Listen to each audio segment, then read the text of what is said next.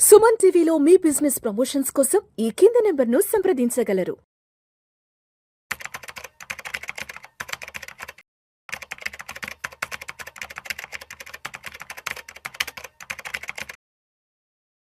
గణేష్ గారు నమస్తే సార్. నమస్తే. ఈ వీడియోలో ట్రేడింగ్ కి సంబంధించి ఎటువంటి జాగ్రత్తలు తీసుకోవాలి, ట్రేడింగ్ లో లాస్ రాకుండా ఉండాలి అంటే సైకలాజికల్ గా మనం ఎలా స్ట్రాంగ్ గా ఉండాలి, ట్రేడింగ్ సైకాలజీని ఎలా పెంపొందించుకోవాలి అన్న దాని గురించి మాట్లాడదాం. ఆల్మోస్ట్ సెబీ లాంటి పెద్ద పెద్ద సంస్థలు చెప్తున్నాయి ట్రేడింగ్ లో 95 మంది 99 మంది నష్టపోతున్నారు, ఆ ఒక్కరెవరో గెలుస్తున్నారు, అది కూడా ఎఫ్డి మీద వచ్చే రిటర్న్స్ కంటే పెద్దగా అద్భుతాలు ఏం రావట్లేదని చెప్తున్నారు. కాబట్టి సో ట్రేడింగ్ అనగానే ఇక్కడ ఎక్కువ నష్టపోవడం అనే మాట వినిపిస్తుంది. కాబట్టి ఈ నష్టపోవడంలో అంటే ఎక్కడ ఎక్కువ నష్టపోతున్నారు ఏంటి, ట్రేడింగ్ చేసే వాళ్ళు ఎటువంటి సైకాలజీతో ముందుకెళ్ళాలి? రిచర్డ్ డానిస్ అని ఒక ఫేమస్ ట్రేడర్ ఉంటాడు. సో ఆయన ఒక కొటేషన్ చెప్తాడు ఏమంటే, if you post the rules of trading in wall street general still people could not able to get profits అంటాడు. అంటే ఇక్కడ రూల్స్ ఇంపార్టెంట్ కాదు, సైకాలజీ అనేది చాలా ఇంపార్టెంట్ అండి. Psychology place a major key role అనమాట. సో ఎందుకు సైకాలజీ ప్లే చేస్తుంది అనేది మనం మాట్లాడదాం. దానికన్నా ముందు అసలు ట్రేడింగ్ ఎందుకు ఇష్టం పబ్లిక్కి, మనం ఎందుకు ఇన్వెస్ట్మెంట్ ఉంది కానీ పీపుల్ ఎందుకు ట్రేడ్ చేస్తారంటే, నిఫ్టీ తీసుకున్నామండి ఎగ్జాంపుల్ కోసం. నిఫ్టీ 24,000 నుండి 25,000కి వెళ్ళింది విష్ణు గారు. ఎన్ని పాయింట్స్ మనకు వచ్చినట్టు? 1000 పాయింట్లు వచ్చినట్టు, రైట్? మనం రోజు అదే మాట్లాడతాం కదా నిఫ్టీ ఎంత పేరు.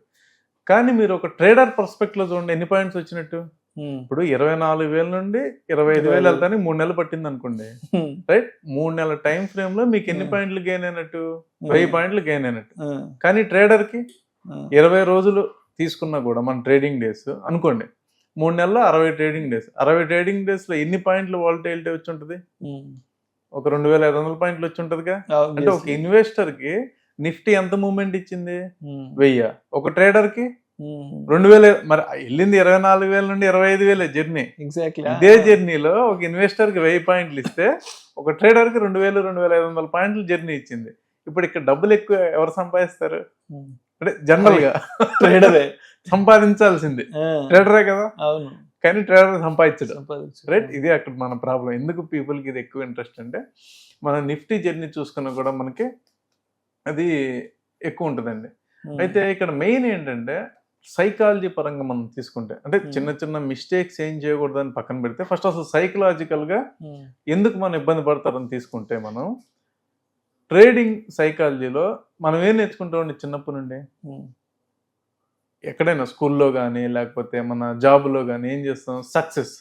సక్సెస్ అయితేనే, అంటే ఒక పని చేసినప్పుడు అది సక్సెస్ అయితేనే మీరు సక్సెస్ఫుల్ పర్సన్. అంటే మార్కులు ఎక్కువ వచ్చినప్పుడే మీరు సక్సెస్ అయినట్టు కదా. అదే మనం నేర్చుకుంటాం కదా. ఇక్కడ కూడా ఏమవుతుంది, ట్రేడింగ్ వచ్చేటప్పటికి నేను చేస్తున్న 10 ట్రేడ్లు సక్సెస్ అవ్వాలి, అయితేనే నేను సక్సెస్ఫుల్ పర్సన్. ఇదే మైండ్ సెట్ కదా మనం క్యారీ చేసేది. సో ట్రేడింగ్ వచ్చేటప్పటికి మనం లెర్న్ చేసుకోవాలి. ఏం లెర్న్ చేసుకోవాలి? అన్లెర్న్ చేసి లెర్న్ చేసుకోవాలి. మన సైకాలజీని కొంతసేపు అన్లెర్న్ చేసుకుని ట్రేడింగ్ సైకాలజీకి ఇన్లైన్లో మనం నేర్చుకోవాలి. పోనీ మీరు ఇలా చెప్పండి, మీరు అంటున్నారు 90% పైన లాస్ అయ్యారని మీరే అన్నారు కదా. ఈ లాస్ అయిన వాళ్ళు ఇల్లిటరేట్సా? లేదు. ప్రొఫెషనల్స్ కానోళ్ళ? లేదు. అందరూ హైలీ ప్రొఫెషనల్స్, మార్కెట్ లో ఉన్న వాళ్ళేను ఉన్నారు, రైట్? అంత కొంత వాళ్ళు ట్రేడింగ్ నాలెడ్జ్ కొంత కోర్సులు చేసిన వాళ్ళు కూడా ఉంటారు. మరి ఎందుకు ఫెయిల్ అవుతున్నారు?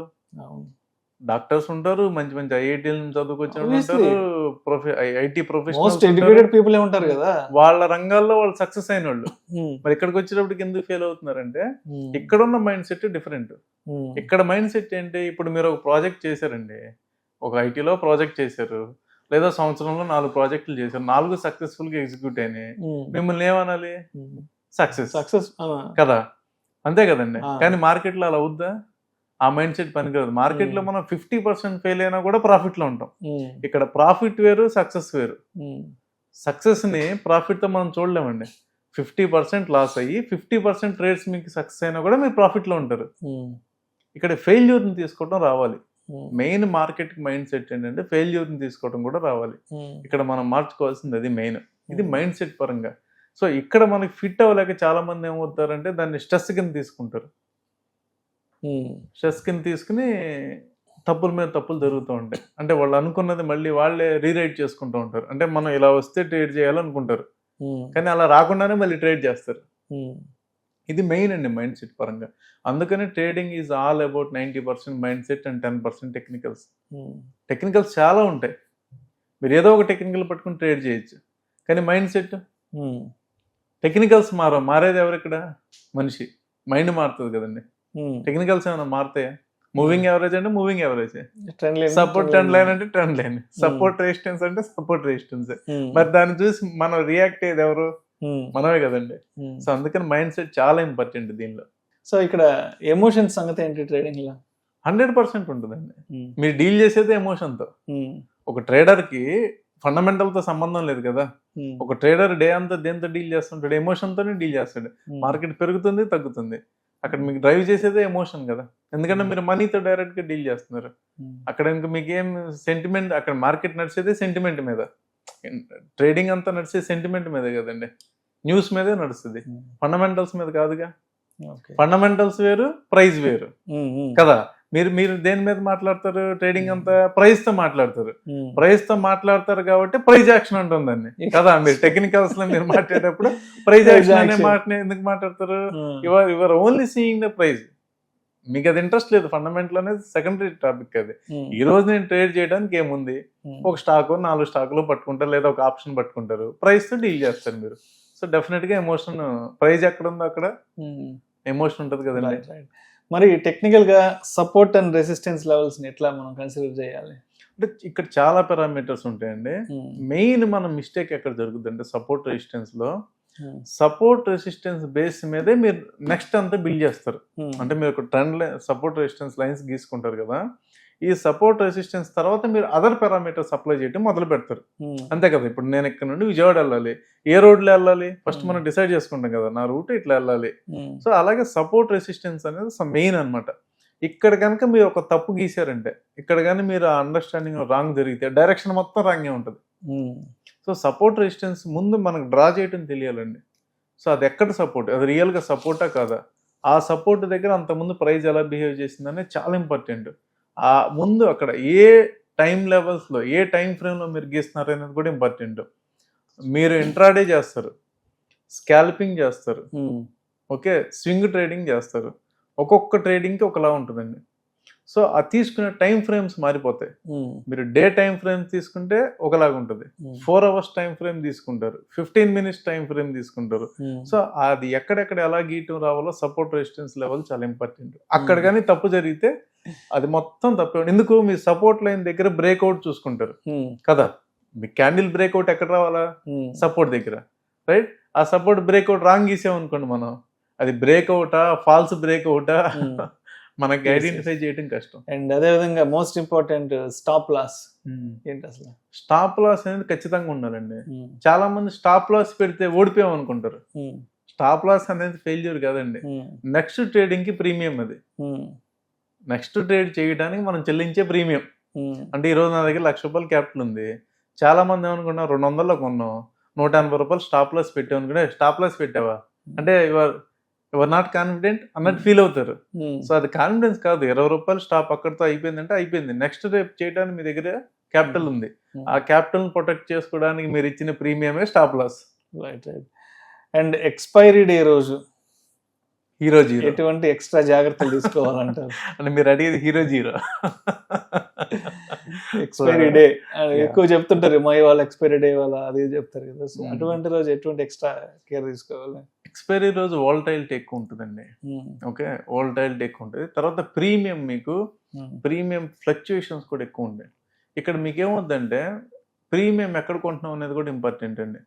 సో డెల్టా ఎంత ఉంది ప్రీమియంలో, సో ఎంత చేంజ్ ఉందనేది కూడా చూసుకుని తీసుకోవాలి. చాలాసార్లు ఏం చేస్తారండి కొంతమంది, ట్రేడ్ అయ్యే పొజిషన్కి 200-300 పాయింట్లు అవతలు తీసుకుంటారు. మార్కెట్ అక్కడ నుండి 100 పాయింట్లు పెరిగినా కూడా ప్రీమియం 0 అయిపోద్ది. సపోజ్ 25,000 దగ్గర నాకు ట్రేడ్ అవుతుందండి, 25,100 తీసుకున్నాను నేను, క్లోజ్ అయింది 25,090 దగ్గర క్లోజ్ అయింది అనుకోండి, ప్రీమియం 0 అయిపోద్ది.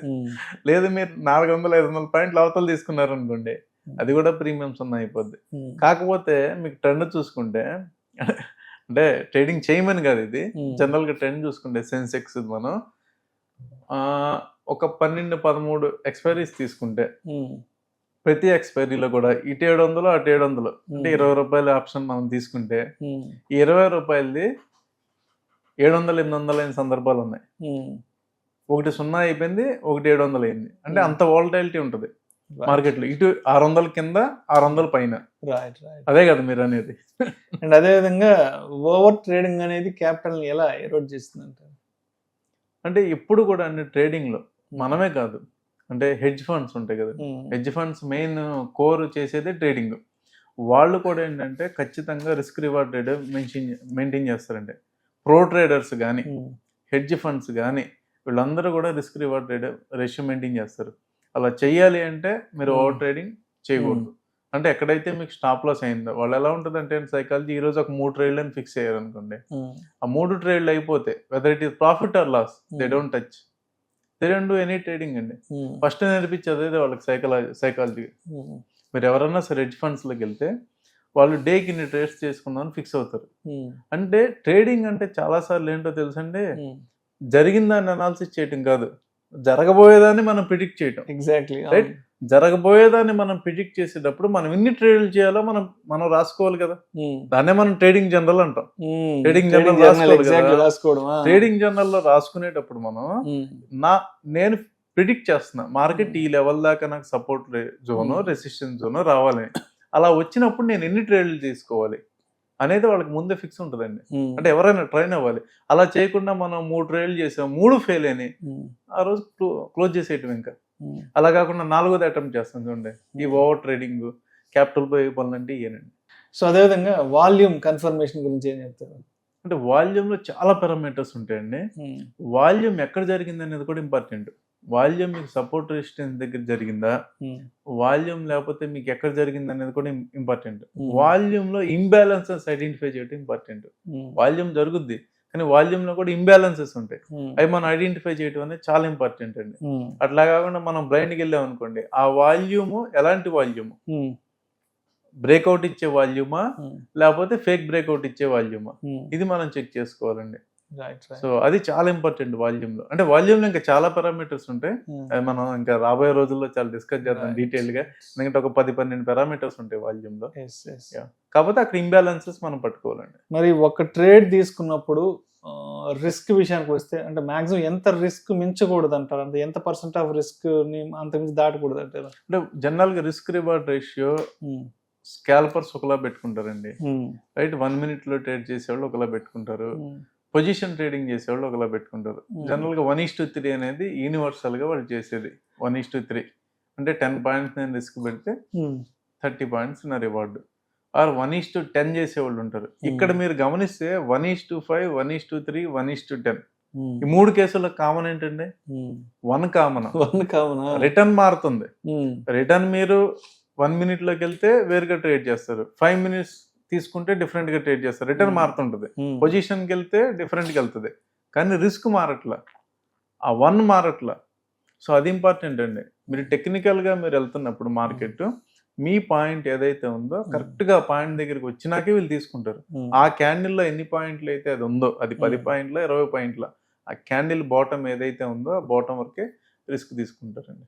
ఇంకా దిగితే స్టాప్ లాస్ ఇట్ అయిపోద్ది. కానీ ప్రొఫెషనల్ ట్రేడర్స్ అందరూ కూడా మోస్ట్లీ పాయింట్స్ చాలా జాగ్రత్తగా తీసుకుంటారండి. Right sir. Thank you so much Ganesh గారు. ట్రేడింగ్ సైకాలజీకి సంబంధించి ట్రేడింగ్ చేసేటప్పుడు ఎటువంటి జాగ్రత్తలు తీసుకోవాలి, ఏంటి మన క్యాపిటల్ ఎరోడ్ కాకుండా ఉండాలి అంటే, మన సేఫ్ జోన్లో ఉండాలి అంటే తప్పనిసరిగా ఎటువంటి అంశాలను మనం దృష్టిలో పెట్టుకొని ట్రేడ్ చేయాలి అన్న దాని గురించి చక్కగా తెలియజేశాను. Thank you so much sir. Thank you అండి.